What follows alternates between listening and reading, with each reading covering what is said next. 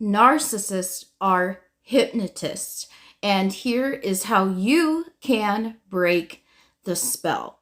If you have ever tried to relate to a serious narcissist, you will realize that there is something different about it because narcissists are deeply insecure. They need to constantly establish their power and their worth through other people. And they are not like hypnotists, and they literally are hypnotists. The normal feeling that you get with someone you like, feeling like you have a good chemistry or feeling like you hit it off, bear no resemblance whatsoever to falling under the spell of a true blue narcissist.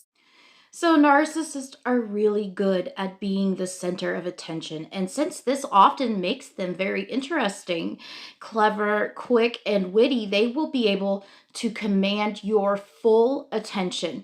They pull you into this orbit by getting you to focus on them. And you start to feel pleasantly passive and entertained. And in this state, you are lulled into giving up your subjectivity, and you find yourself agreeing with the narcissist, letting the narcissist take the lead, and you want them to like you. You want them to love you more than anything. And the result is that unlike compulsive seducers, narcissists do not try to make you feel loved. They make you feel like life is good because you are their best and biggest fan. So if you've been hypnotized by a narcissist, staying hypnotized, you stay hypnotized. And because hypnotism has great powers to persuade, you may end up wanting to prolong this feeling of being in the narcissist orbit. And you will be persuaded to feel that you want to befriend them, that you want to be like them, that you want to help them. And you want this because, well, you just do. And you relate regularly to such a person. You will enter into their world on their terms, and you will end up interpreting things in the terms of what they would say or what they would do. But life in this world is a one-way street. You are the audience and they are the star. In their world, what matters is looking marvelous and never feeling that anybody is superior to you. The charm of the world makes everything else ordinary. So breaking the spell, how do we go about breaking? Breaking a narcissist spell is really hard, and you care a great deal about what the narcissist thinks about you. And since you have given up your independent sense of self around them, you feel like it would be very hard to make a decision and look at things critically.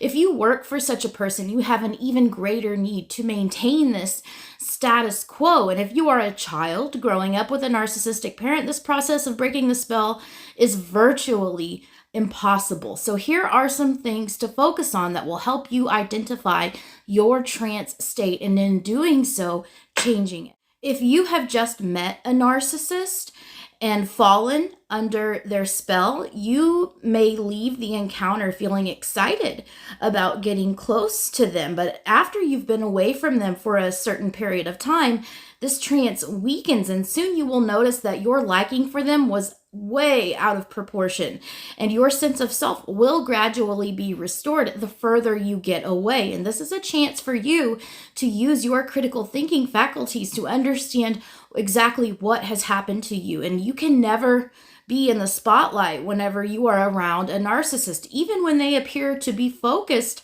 on you. It's really all about them. But sometimes we all need to take center stage. Every great once in a while. And with this type of narcissist, you'll begin to feel thwarted. And if you are in a long-term relationship with a narcissist of any kind, really, you will sooner or later begin to feel that you are never getting listened to, and that there is never any real connection or easy exchange of ideas between you and this person or these people. And one way you may notice this is that you will have to go outside of your relationship to have a real conversation. And when you call that other friend, you can kind of begin to see the cracks and see that that real relationship is with that friend and not with your narcissistic partner. And you would have, at that point, broken the spell.